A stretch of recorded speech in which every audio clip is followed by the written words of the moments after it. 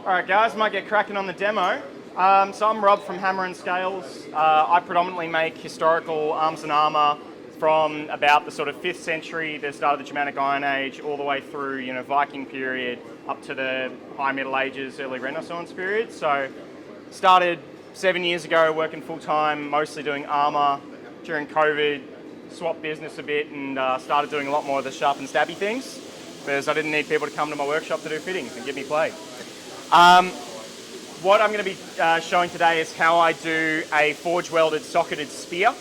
There's basically two ways of doing these. You can either start with a single bar of metal, fan one side out totally, wrap it around and forge weld it around a mandrel so you have the socket and the blade starting off from the same piece of metal.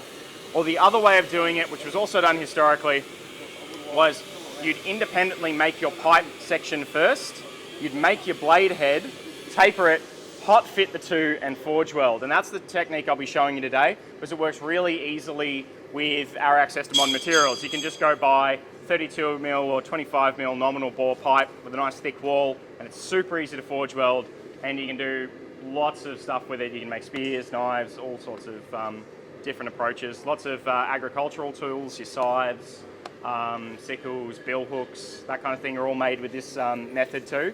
So it's a really common way of producing quite a lot of different items.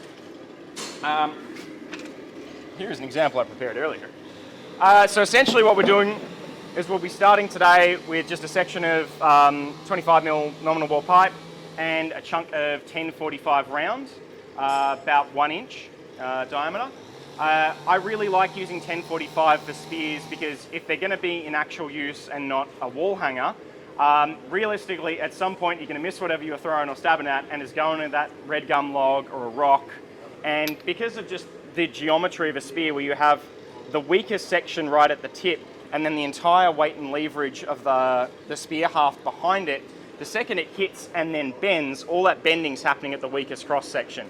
So if you do it out of 1084 W2, any of those high carbon materials, you wind up with a really brittle cross section.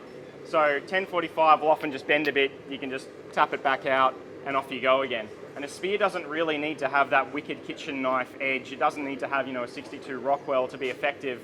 You've got all that force of the entire spear haft and the thrust behind it, behind one tiny little cross section. Doesn't really matter how sharp it is, it's going through whatever it hits.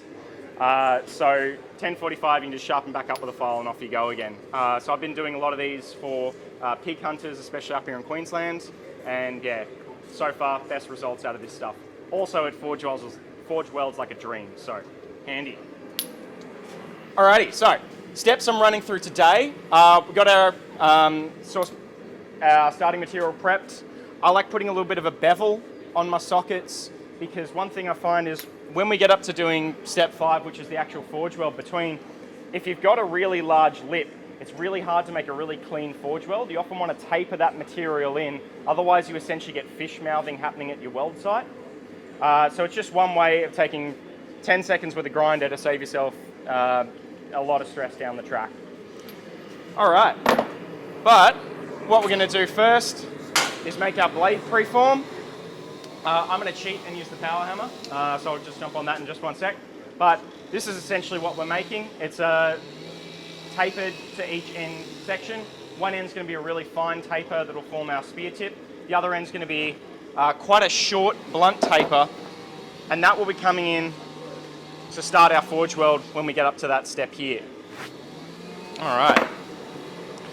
So here is one I prepared earlier.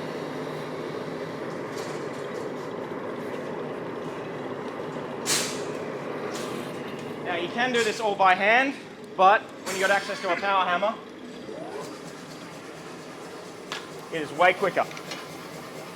So what I'm going to do is start by drawing out a square taper at the front of my bar.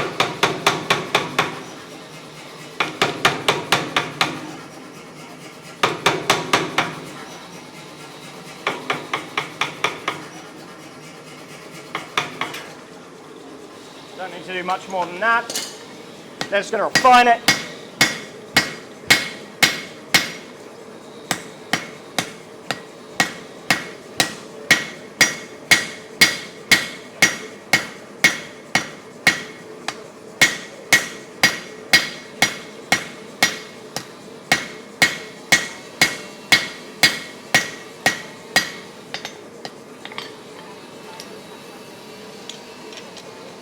chuck it back in, and I'll set the reverse taper on the far end.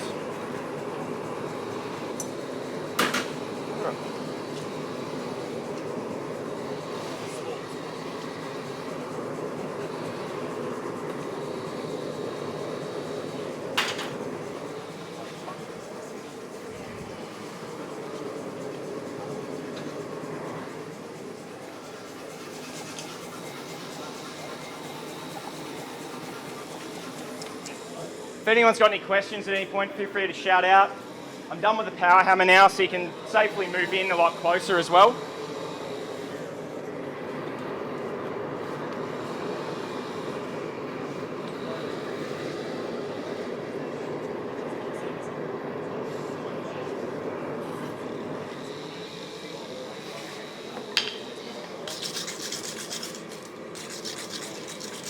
It's really important because we are going to be doing forge welding, and you're forge welding on a mild steel, which sometimes can be a real prick, that you should try to keep it as clean as possible.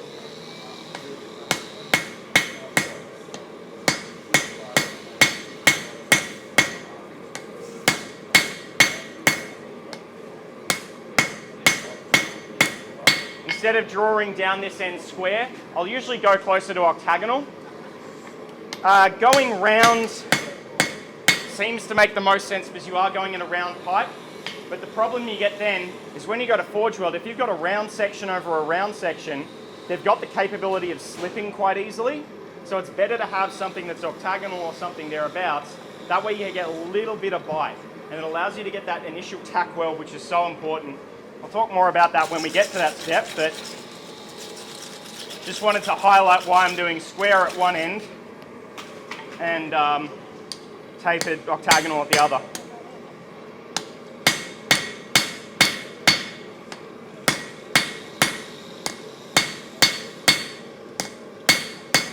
Yeah, I just want to have it nice and clean, no big divots that I'm going to get scale or crap stuck in. I want really clean contact when the time comes to do these socket welds. Now, I've got two different sizes of socket here. I've got a really narrow one, about 20 mil internal diameter, and the heavier one I just put in the forge. Depending on what kind of spear you're making, you want different results. This one's going to be really historical. Historical weapons, unlike what Hollywood would have you believe, are often really thin and really light. It's a mixture of economics. Materials are a lot more expensive. Everything was handmade back in the day. They couldn't get everything, pre-made to the size they needed it. And also, it works for killing humans. So there is a functional aspect as well, whereas things get scaled up for screen and visual weight and impressiveness. You gotta carry it, right? And you gotta fucking walk with it. If you're gonna have to walk 60 miles and fight a battle, you don't want a giant heavy warhammer. You want something that's light enough that you can move with your body and still do the job. But if you're doing something like a boar spear or an agricultural tool, something you're gonna want really heavy use, you're gonna want a larger socket size so you can get a heavier shaft in there. And for that reason, I've just made up some really simple V-swaging tools, because what I'll show you is how to forge taper a socket down. It's really hard if you've only got a flat surface to work on, but if you've got a swage block, or if you're too poor for a swage block, a chunk of angle iron in a vise or in a hardy shank. That one's nicer. They work beautifully well.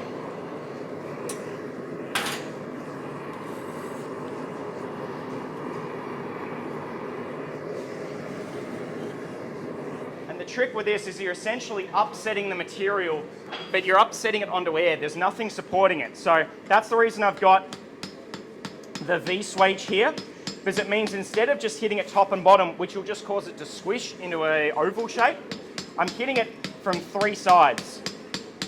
My hammer's providing the impact, but the V-swage is providing support. I'm holding it up on an angle, locating all that force right at the front, and I'm just really evenly working around the pipe section. Starting at the front, and by having my hammer come in at an angle, I'm slowly wrapping that front piece in.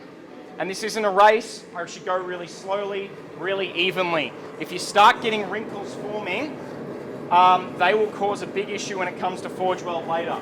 Because that's sections where you won't get a clean forge weld, crack will persist into the neck of your spear, and if you start grinding in it, you'll grind into these big voids. So it's a matter of trying to work it really evenly and really slowly right at the start, just so you get that initial upsetting of the material, and from there, you can collapse the rest of the socket in.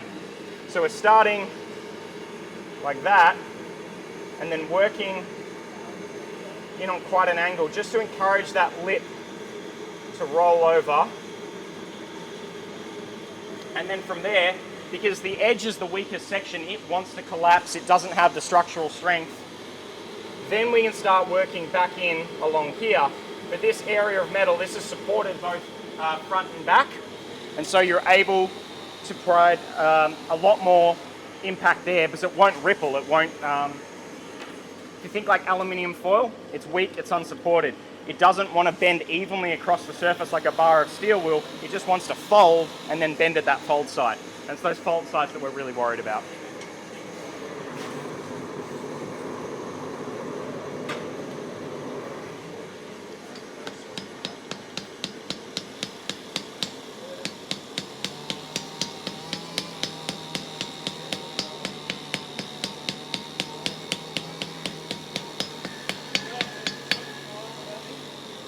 It's always worth going back and just checking the size as you go. What you don't want to do is forge your socket down to the final dimensions very early, because of course when you do your forge weld you're going to be at really high heat, you're going to be hitting it quite hard at a point, and that's going to compress this even further. So if you forge this to final dimensions and then forge weld, you wind up with something that's got a bloody spaghetti noodle attaching the nice heavy blade onto your nice heavy shaft and socket combo.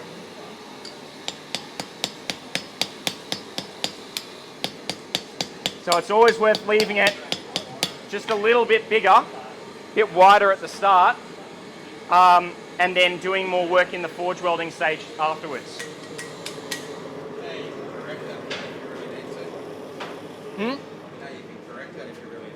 Yeah, absolutely. Sharp horn on an anvil, you can open that back up.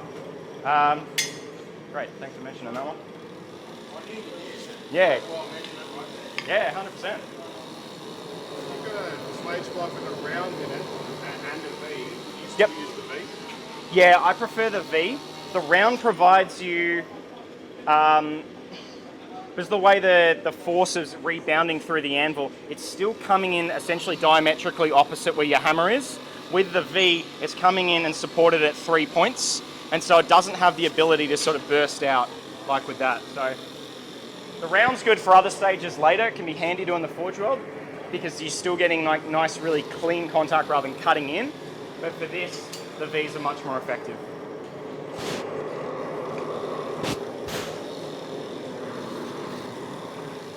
Now that I've wrapped my the tip in about as far, now I can sort of start going ham a bit, and I can pre-taper the rest of the socket. And you want that socket behind the eye, behind the neck, whatever you want to call it, to be quite compressed. Because when we hot fit the spearhead into there, you want clean contact along a lot, you know, at least an inch distance so you can get a good forge weld.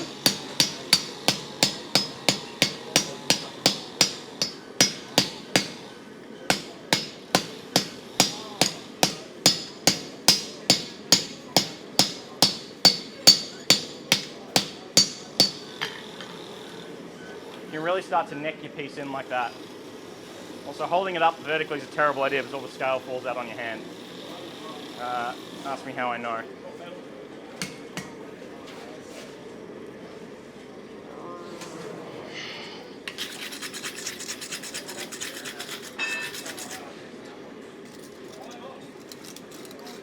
Trying to get the inside clean is, of course, far more important than the outside, and it's a bit of a pain in the ass. So that tends to work quite well. What you actually see there is from working on the body a bit before, the edges started to ripple in quite a bit.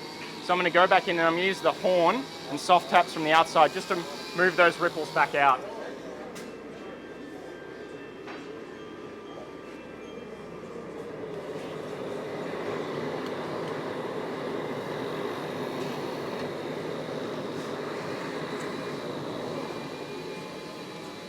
All right, so this one's going to need to come in a bit.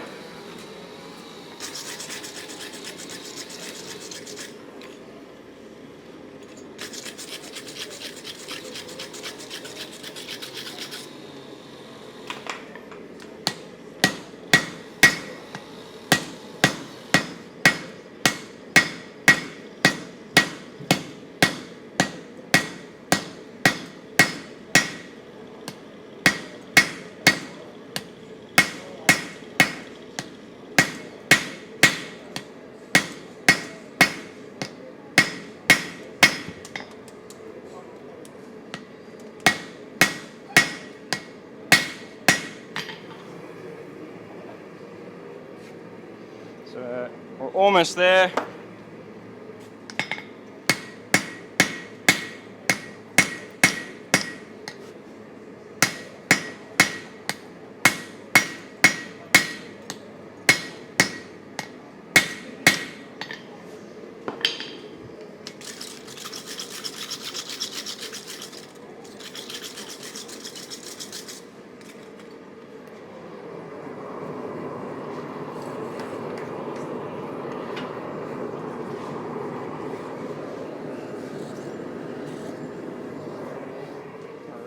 So, to get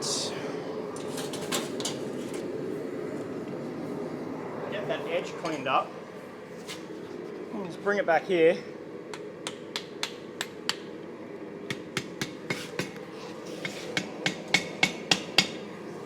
Really work it onto the tip of the anvil.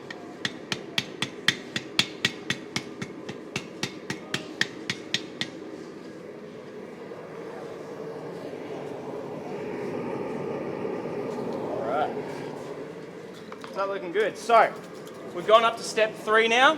So we're now going to look at hot fitting our pieces together and making sure this forges at forge welding temperatures.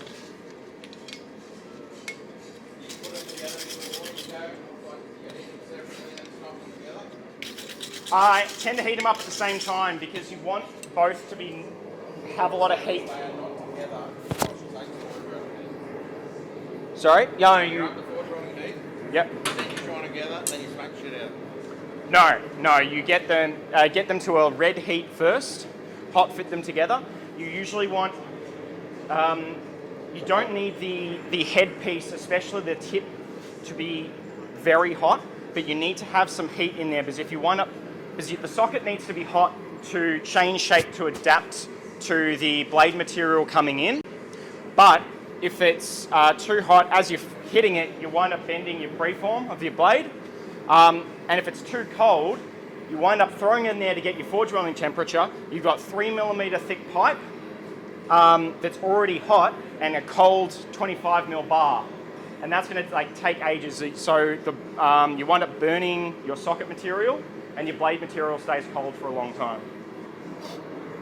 All right, so that's why I'm leaving them around the door of the forge, just keeping that heat in them. I don't necessarily want them glowing, and I don't want them getting a lot of scale formation, but I do want them staying warm.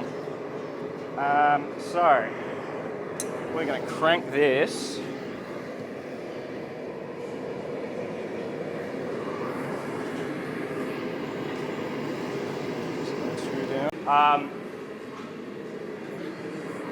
Actually, I'll do a cold demonstration of the hot fit. So Jamie was just asking about whether you could put the spear blank head first into the hardy hole and then fit your socket in on the top.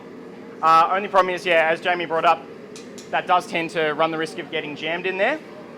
However, if you've got a nice flat base on your socket section and that thing is nice and hot, especially at the tip, you can then come forwards with the spear material that's only sort of, a sort of dull red heat, and then hot fit it from the top.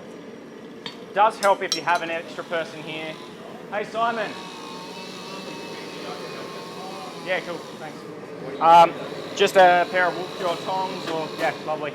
All I'm going to get you to do is just hold the, so it doesn't fall over.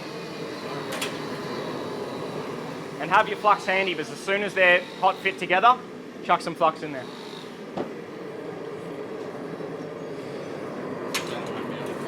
Yeah, it's freaking great stuff. Alrighty, we are good to go.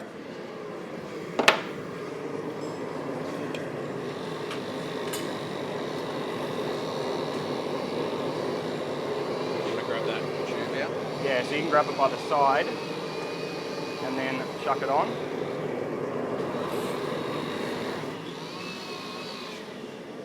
Let me give these a brush.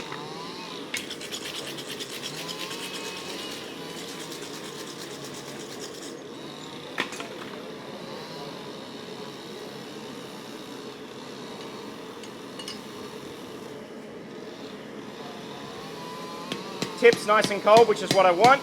I can really give, yeah, that's fine, I'll fix that. If it doesn't go straight in, that's fine, you can fix it in the forge welding stage. What matters now? How deep do you want to get it in? At least a centimetre, ideally more. I probably wanted to get a bit more depth on that one. I could have done a longer taper. And the other thing to do is make sure that you've got all that extra space at the bottom, so just pour some flux in from there.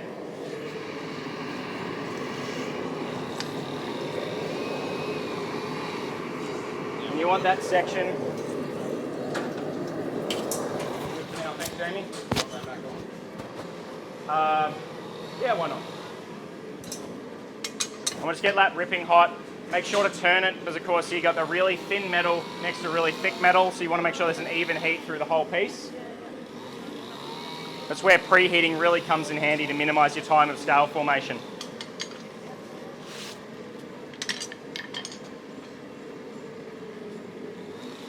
When the time comes to do the forge weld, it can be a tricky one to do because you've got a big heavy chunk of steel and then a long socket section, and they're just hinging. So far there's nothing holding them together other than friction, and they're hinging on this section here. Depending on how you place that on the anvil, that material is going to want to tear apart as you're trying to set that really critical forge weld. So what I prefer doing is holding the blade material part, because that's the heaviest section on there. And you really want to work it on the edge of an anvil. This one's got quite sharp corners. I prefer something that's a little bit more rounded, but this section will do.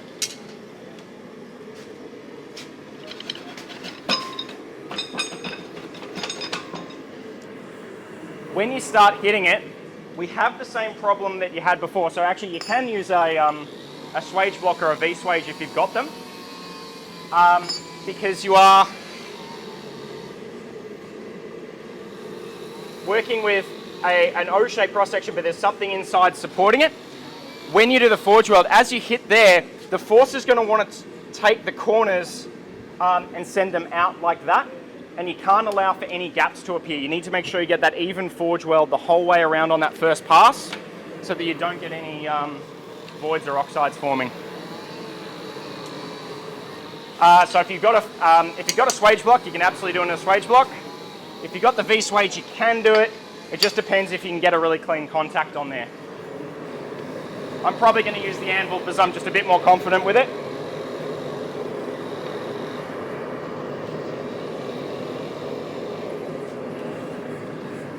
And like Jamie was pointing out before, the socket, the spear and socket did not go in straight. That's not really a problem. We're going to be working these things really hot.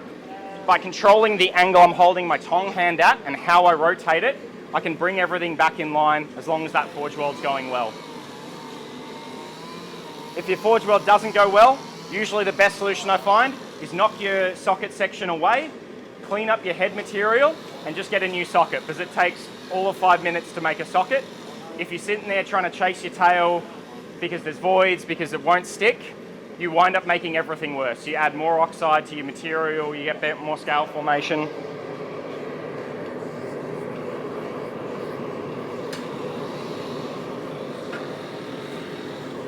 Alrighty.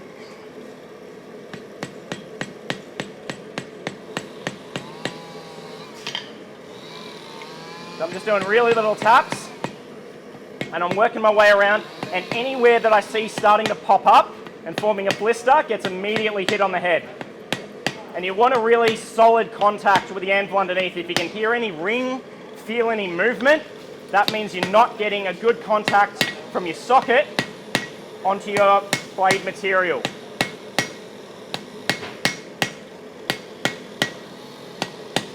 And that's all I'm going to do on my first pass. Make sure I get all the scale I can out of that section. I don't care about anything else right now, I just care about the very lip. Because it's the hardest section to get a pretty forge weld on. And ideally, I don't want to have to do any grinding to get rid of that material. But also, I've straightened it up all in one go. Like, it going in on an angle, not a problem.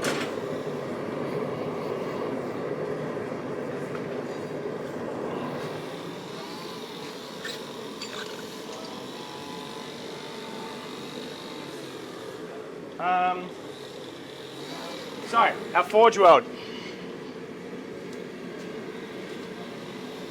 We've got the spearhead with our reverse taper and the socket section like that.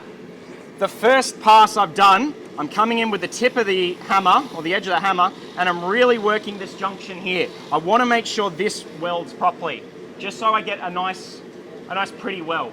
And that's partly an aesthetic thing. It's also partly this is where your delaminations will occur.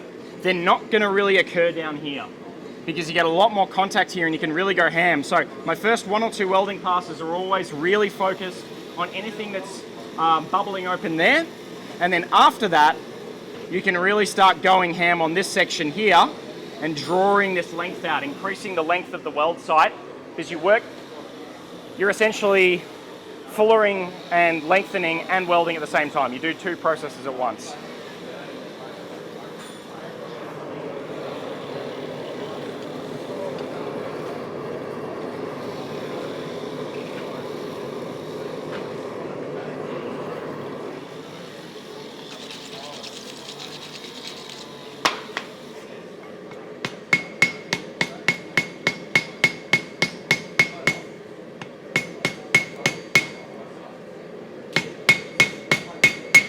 All right, I'm feeling pretty confident about that edge, so I'm now going to move into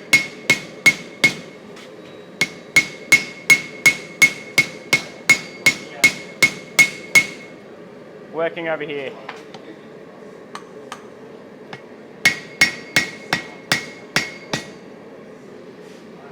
All right, and that's going how I want it to. That's looking really good.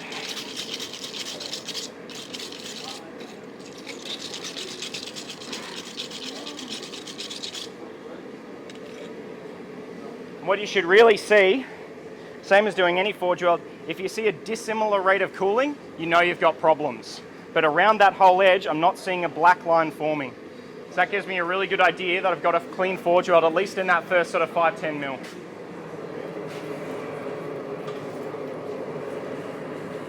So the next pass I'm going to do, I'm pretty confident about this section here. I now want to make sure I've got as much forward weld as possible because that gives you the most strength possible out of your piece.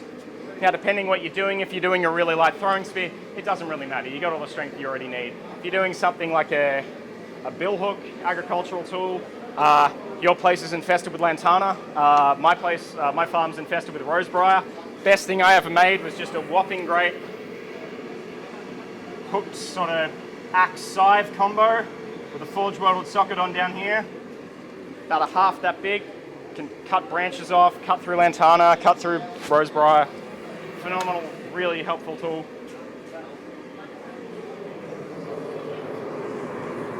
But yeah, anything that's going to be a sort of struck weapon like that, or struck tool, you want a nice socket on. So I'm going to come back on here, get more flat.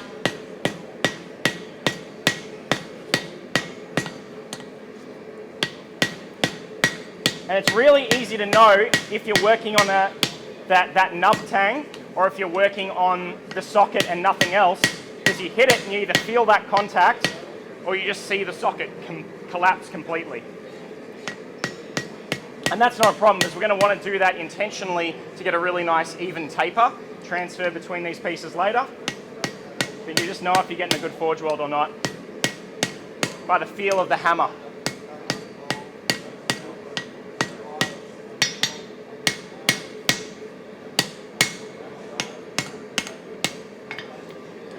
This is also the time to straighten it out if it's gone a bit wonky. I'm just going to support the material either side and just create a bit of motion at the weld site. You don't want to get it perfect.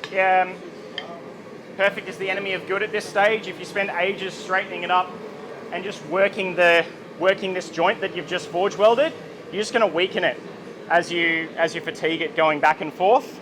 So just little changes, because as we start forging the actual spear blade itself, you're going to generate a lot of force through here. So you want that as strong as possible when you do all the bulk movement of the blade material.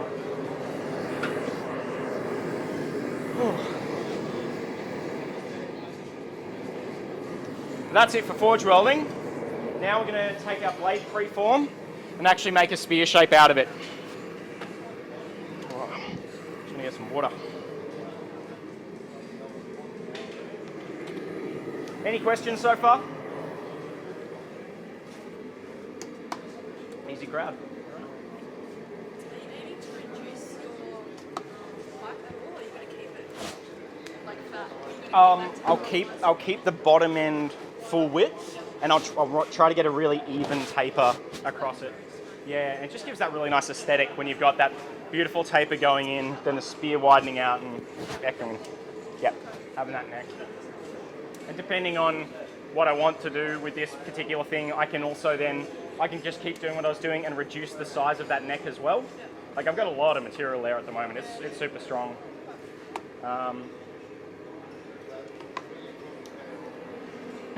When you do sort of like the lighter throwing spears or like your Viking Age reenactment pieces, they've often got the really smaller sockets like that.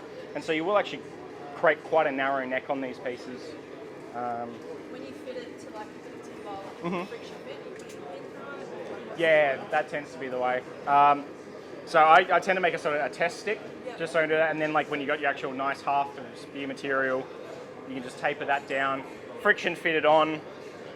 You can either then just drill through and put a nail or a rivet in that you can then pry out later, because spear halves are a consumable. It's like a knife. It's not like a knife handle where if your knife handle breaks off, you're doing something really bloody wrong.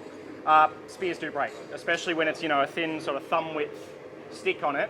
And if you're going to throw that and it's going to hit a tree or a pig or a rock or whatever, it's going to break eventually. It's the weakest part of the whole thing. So you can either do just a rivet or a nail that you can lever out later, or you can drill the whole way through and dome a pin either side, do a proper rivet. All right.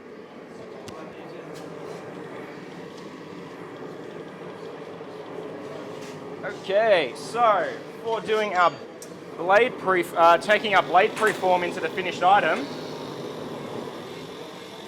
first thing I'm going to do is fix up my damaged tip. I'm just going to get nice and clean.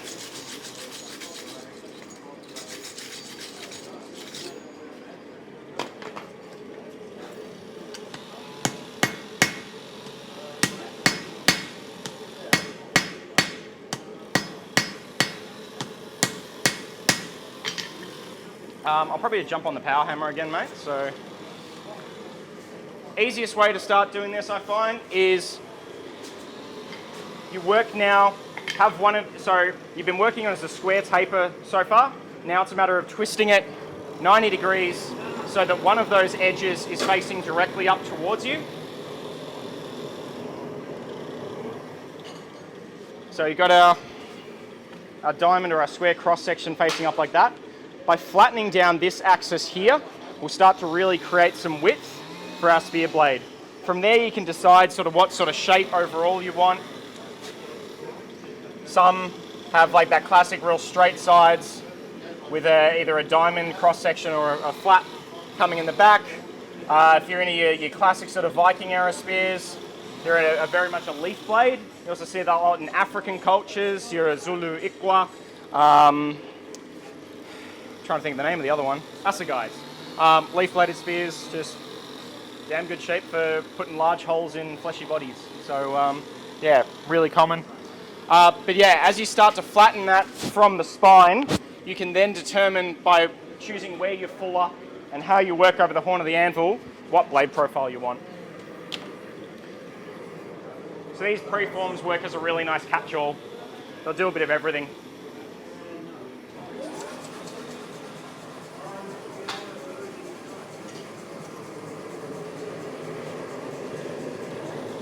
Something really important as you work with those, you're going to need to always make sure you've got a very flat tong hand, because if you start levering that around, all that work is going to be happening over the weld site.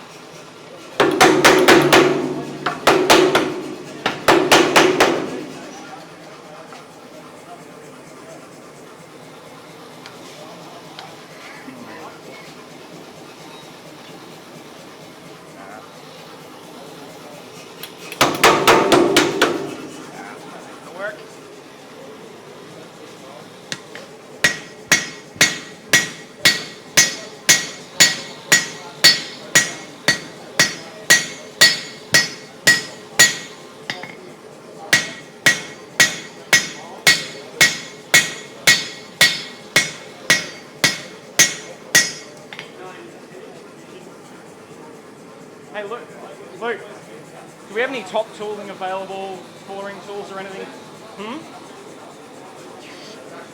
Yeah.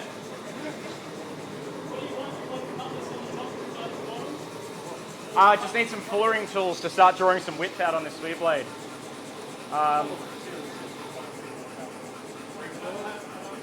Do you even have a top tool, just a chunk of round bar? That'll work a treat. And you keep the top. Yep.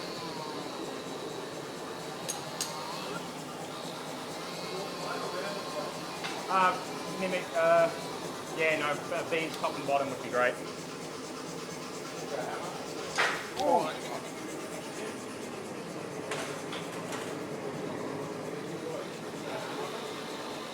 Yeah, well. Yeah. I'll keep this one for me.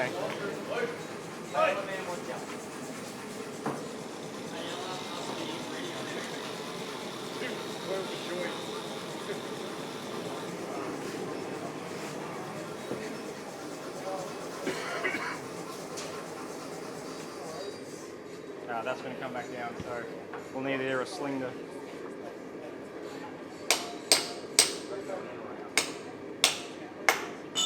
That's going out.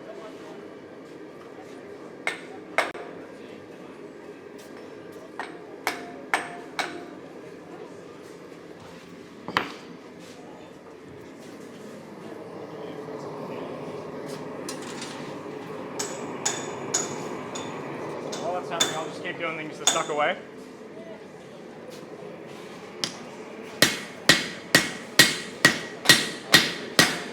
So what I'm doing at the moment is really trying to draw out a lot of width with the bevel. I'm just going to start with the round face of my hammer. Using my left hand, I'm really locking it in on my leg so I don't get that scatter motion.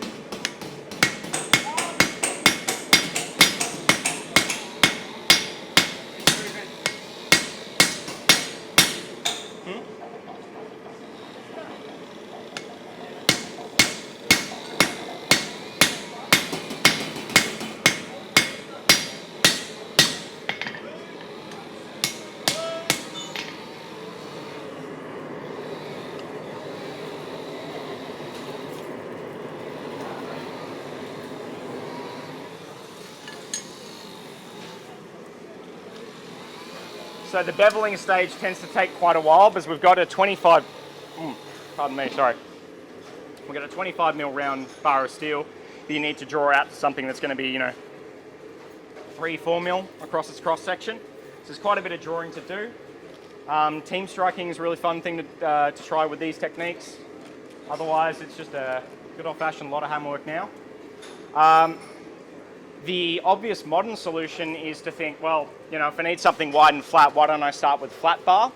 And it really comes down to, it's really hard to then actually get a socket weld happening. because you'd need to compress and upset the base of your flat bar to be able to receive the socket on it. If you try doing like a rectangular join, so you've got your blade material with a rectangular cross section at the end to fit into a rectangular socket.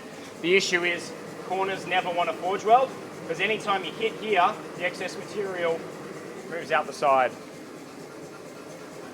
So it's just a bit of good old-fashioned blacksmithing, or hope your mate has a power hammer with some fancy-ass dies.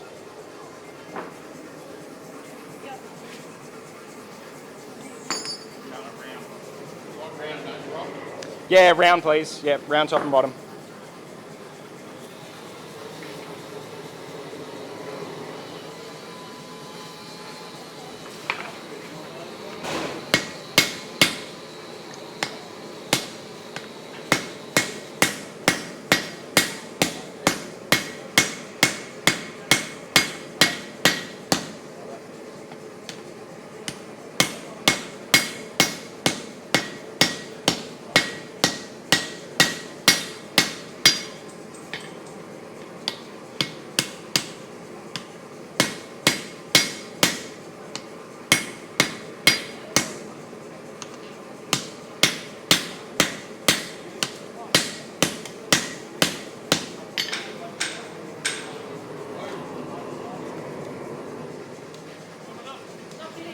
Can I help?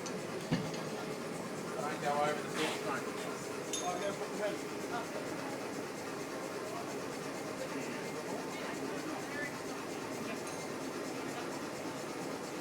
Hey, Jamie.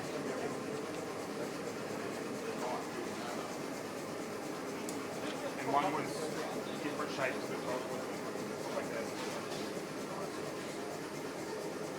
Take that out or no? Then it'll slide. Won't stay. You can get away with it for a short term. Can we grind something you can, and then if you grind your locating pins, they're probably then not going to fit on. It doesn't matter so much because you're wedging from one direction. That's true. Okay. Yeah. There's So a grinder behind you. Yeah. I'll just do this the old-fashioned way. Do you want someone to strike for you? Yeah, if you want to do some striking, I man. can do some striking. Absolutely. Wait, have you got striking hammers? I got to use them as top tools. Oh, you mean like that? Yeah, yeah, yeah. Cool.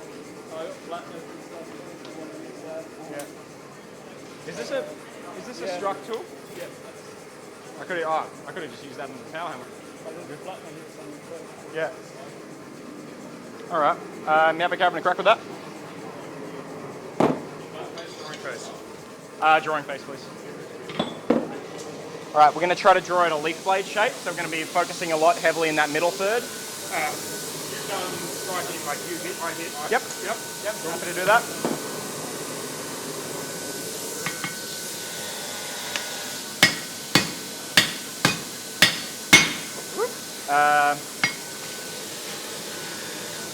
Is that going to be all right for you? Yeah, or? I got the opposite.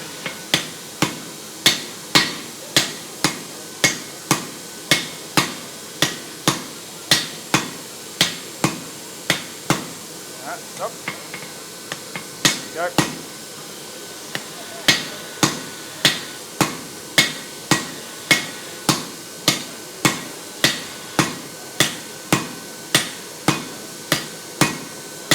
Whoop.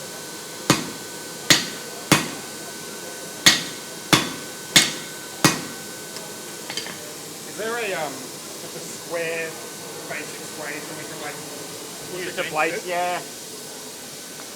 Try.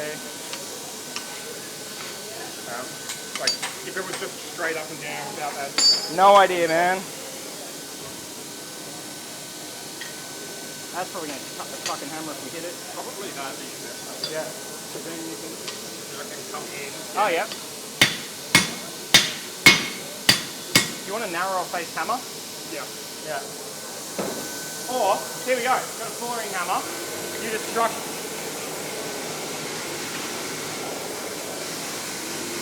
Yeah, so we got one struck tool, I believe we can work with. fucking big.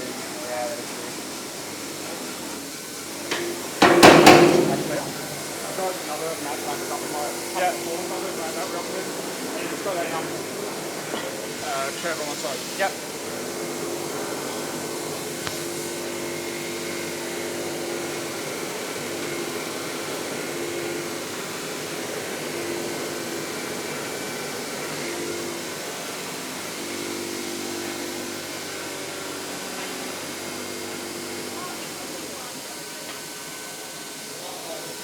Can I help, Jamie? Yeah. I'm gonna fuck it. Got a little Yeah. Happy trying with that? Yeah. Cool. Just like bounces around. I'm gonna have to come in like. Because you want to draw it. Oh no, you want to draw it sideways out. Yeah. Okay, So yeah, that'll be fine. Yep. Do you still want me to mark or? What do you prefer? Cool. I'll do some marking. Yeah. It was mostly just the bouncing of like throwing me in. Yeah.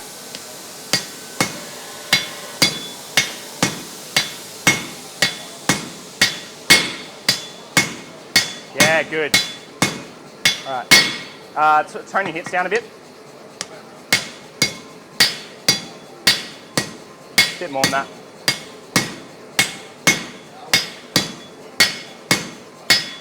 Stop.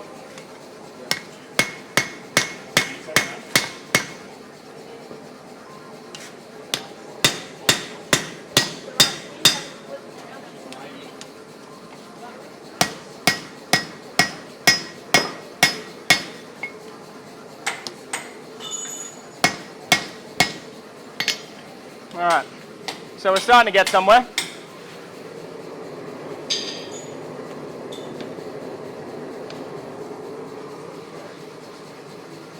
That's working well.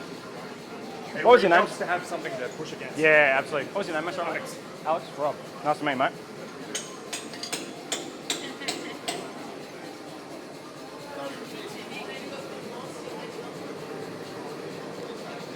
If you want to make your own a bit later, I've got heaps of spare material. Sounds good. Much more on the blacksmith side rather than knife side. Yeah, wicked. Yeah, I really enjoy the spears because there's quite a lot of like different historical elements to that forge. Like you got, and a lot of different applications as well. Like you're saying, you can make agricultural tools, you can make socketed tools, chisels, all that kind of shit.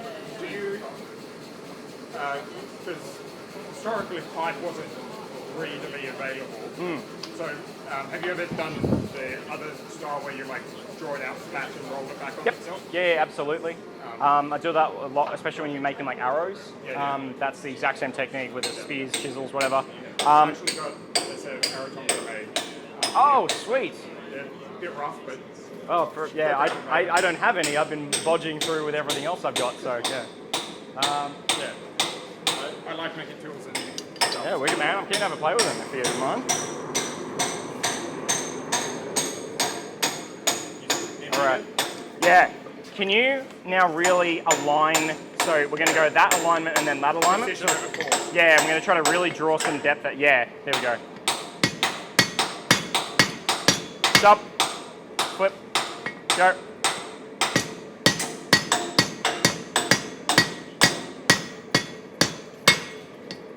Stop.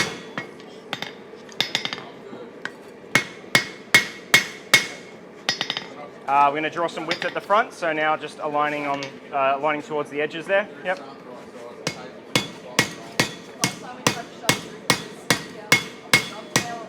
Stop. Go.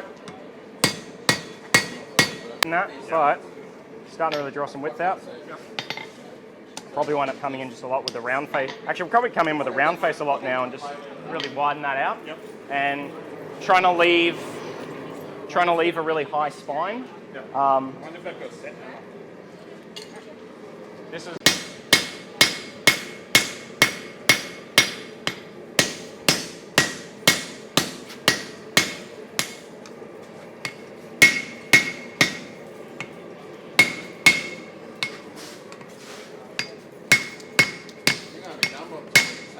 Yeah. I appreciate the thought and effort though, mate.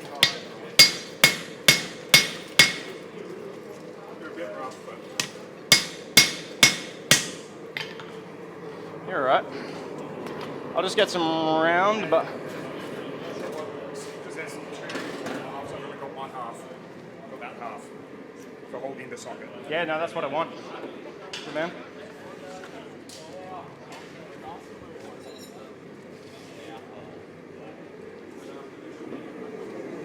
So, Halcyon was thanks very much, man. Halcyon was asking about forging, using this technique to form chisel sockets. And I was mentioning that on finer material, the separate socket weld can be quite different, because I was talking about how you wind up with that spaghetti noodle neck if you're sort of hitting it too hard and you compress it too much. So that's where you look at doing the original wrapped eye weld. And so Alex has a pair of arrow maker's tongs. Yeah, lovely. So I'm just grabbing this, and generally if you're doing historical arrows, you want to start with about 8mm square. This is, I think, about 8mm round, so we'll make it work. You can make that square, right? Yeah.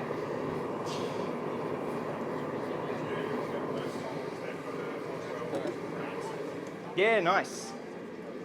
Real nice, man. You were saying before, Rob, about the reason you would use flat bar, but you could theoretically form the end of the socket into a rectangular profile rather than a round. So you only half listen to me, is what you're saying, right? Yeah. Yeah, man. I even did the demonstration on the board about why it's a terrible idea. The unfortunate thing that happens there is where you have a corner, you have a real weak point.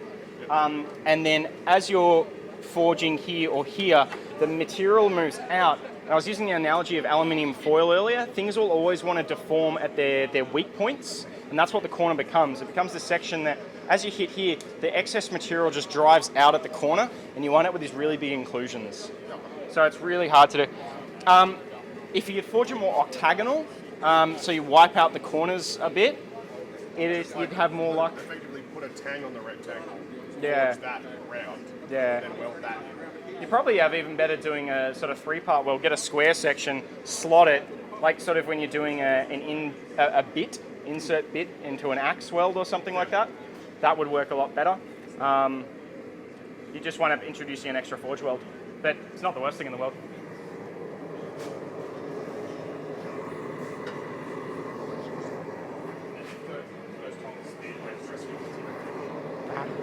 It's all good, man. This will 50-50 work or not work, I'm not sure. We're about to find out.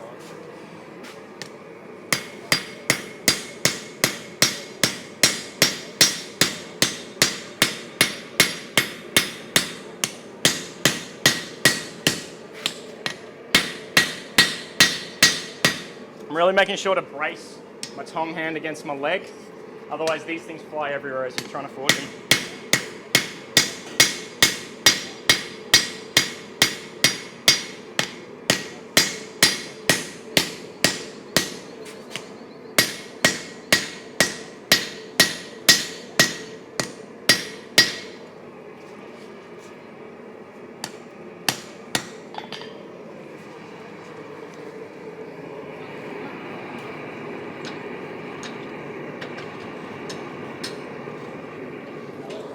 So if you're doing a wrap, the first thing to do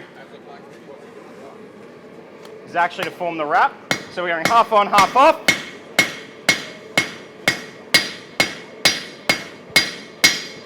And we really try to draw out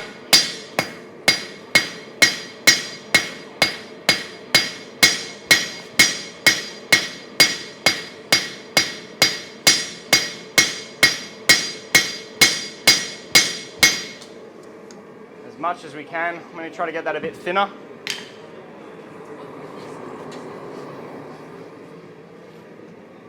Thin. No, we're definitely less than a mil. Definitely less than a mil. Yeah, you want to get as much material as possible. Yeah. So the guy in the UK has an incredible video on it. Yeah. And he spends more time getting that part as Yeah. thin as possible than he does on the rest of everything else. Yeah. It's all in the socket. Yeah. Like he takes 4 or 5 hits to really spread it. Yeah. I can't think of the name. But yeah, I love his videos. They're great. We're going to want to crank this towards some forge welding temps.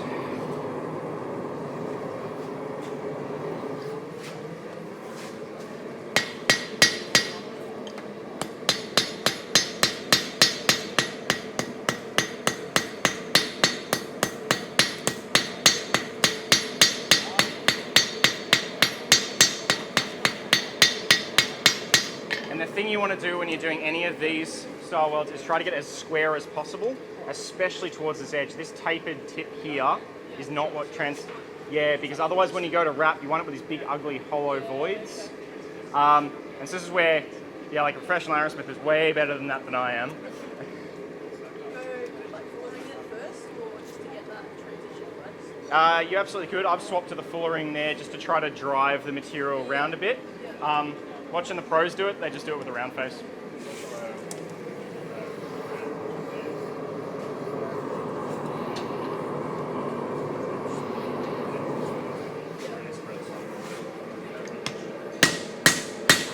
I'll probably do the rest by hand, to be honest, man. I need the sort of like fine-tuning ability now. But thanks, it definitely helped get the width out earlier.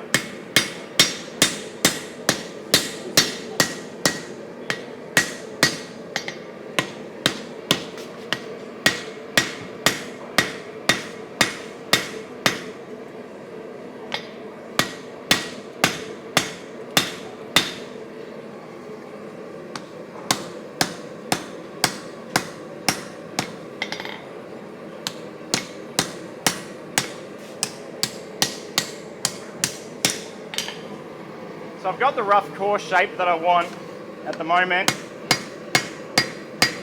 If I was working on this more now, because I've left a really clear spine for me to work to, the edges are just quite uncentered.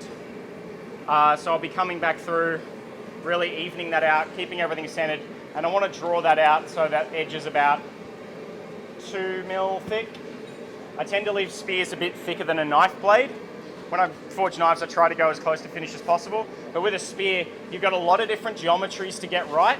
And especially once you've put this on, a 5 foot, 6 foot straight pole, if it's even sort of 2 degrees out, it's really bloody obvious because you don't have just a short reference to look at what a straight line is. You've got the whole damn thing.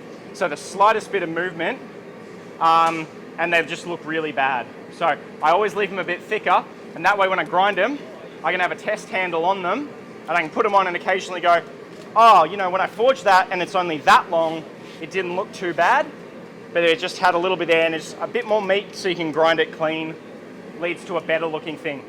Historically, I don't think they would have done that. They didn't really care too much. As long as it was strong and functional, that's all they gave a crap about. But with modern fit and finish expectations, that's how I do them. So I'd probably keep doing a couple more heats on this just to really get my bevels quite nice and draw out a bit more width, but that's my core geometry set. I've got my spine, I've got my rough edges laid in. It just needs some fine tuning work. Oh, and I want to taper the pipe socket, but you've seen me do every single one of those steps now. So I'll leave this one out of the forge. I'll crack into one of these arrow sockets and we'll try to get one of them going. Because that's a technique, if you want to make your own chisels or anything like that, you can do quite easily.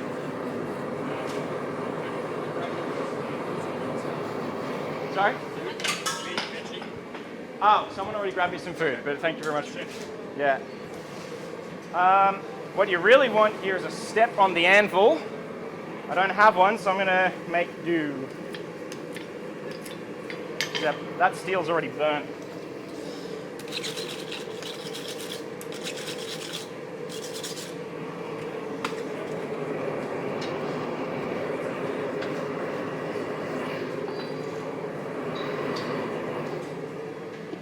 Ah, wicked, thanks mate.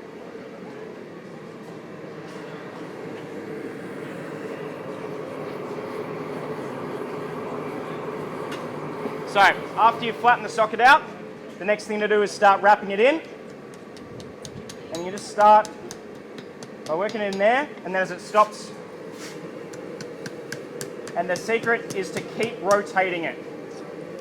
One reason you want square bar is this is freely rotating as I go in the tongs. Square bar, at least it locks up. But, so I've got the overlap present for one point there, so at least I'll be able to get some forge weld. The issue I had before, I mentioned you want to try to get nice, clean, square shoulders to the bar, and that avoids having that little mouth form there. You see them all the time in museum examples. Historical smiths were only just as good as we were. They just did us a shitload more. But I've got an overlap. It's a nice sort of even wrap at the moment. I'm going to go back in at a forge welding temperature, and we're going to close this up, because the next step that people often don't realize is you work it over the horn and you really reduce that neck size. And if you do that at a forge welding temp, that'll close that gap up and give you a really strong transition, which if you're going to make a struck tool like a chisel, is really important.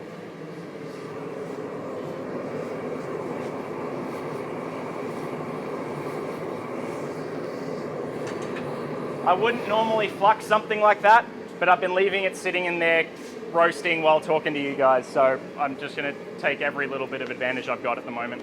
Do you ever upset that transition if you get more material? I haven't seen an example where that was used, but if you needed more material there, that's absolutely something you could do. Just thinking to get that width to close it up fully just by upsetting it a bit before flaring. Oh, okay. I find that very upsetting. Yeah. I think you'd have problems with the rest of the socket at that point, like, yeah.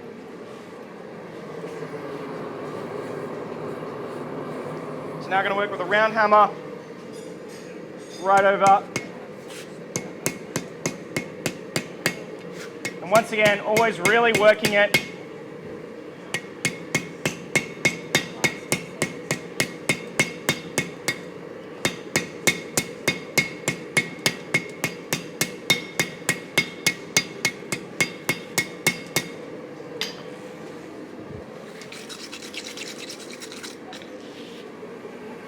And it worked a treat. We've closed the gap up and partially forge welded down the wrap. So that actually worked perfectly. I didn't actually have much faith in that working, but it did. So next step now is to cut the material for our arrowhead. I'm going to leave about 10 mil of material there. And then, as we start cutting that off just with the corner of the anvil or a hot cut, I'm going to use the corner of the anvil because that's what I'm comfortable with. Alex kindly lent me these Arrowsmith tongs, so the taper here goes inside the socket and supports it while you're working on it. Otherwise, if you try to grab it from the outside, all you're going to do is crush it. So this way you support the inside, grab the outside, and at that point, it's just putting basically a square taper on the arrow. If you want to make the classic old, chainmail piercing arrows from the 100 Years' War period, there's that really nice long square cross section called a bodkin point. But if you want to make a hunting arrow or the later type 14 plate cutting armor from the 100 Years' War period, then you're going to go.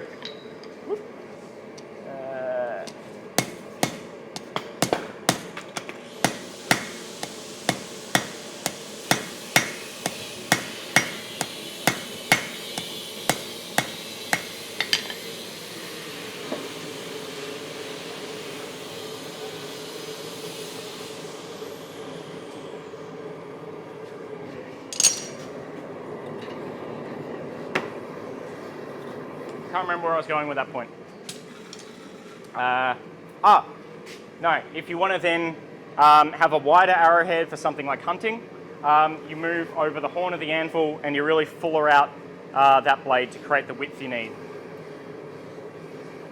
Or if you're going mental and want hunting broadhead, you take the square nub of material we've got at the moment, chuck it in a vise, split it open down the center, and weld in a piece of like V-shape 1080, 1084 or something like that, and just forge weld that in. Like if anyone's done axe or a tomahawk here, where you do a wrap die weld, and you got the body, and your high carbon material, you can do the exact same technique to make a chisel, to make an arrowhead, make whatever you need really.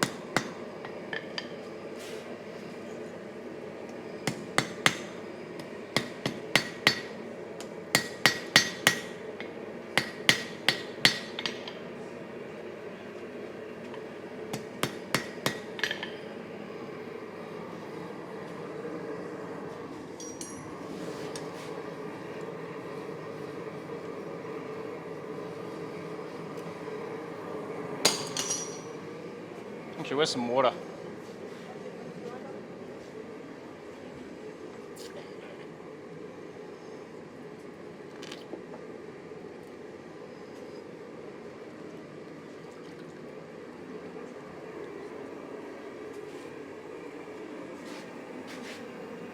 There we go.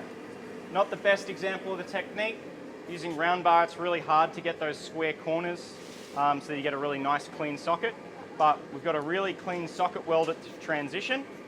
The arrowhead's a bit lumpy and off-centered. I need to do another heat to bring it back in, but that's the technique for doing a wrapped socket weld. You could do the exact same thing for a bill hook, spear, chisel, anything like that. You can scale this technique up or down as big and small as you like it, but that's the technique there. And the real trick to getting it to look really pretty is to remember to work your junction transition over the horn of the anvil with a round-faced hammer, and it just compresses everything in, seals in the voids, and forge welds everything up. So that way this will not pop open if it gets a strong inline force. So if you're doing a struck chisel, what you really don't want to do as you're hitting it like that is have your whole socket burst open like that. It's all welded together, nice and homogeneous at the tip there. So people just, it's rough, it's ready. I wouldn't chuck it on an arrow unless it was all cleaned up and trued up. But yeah.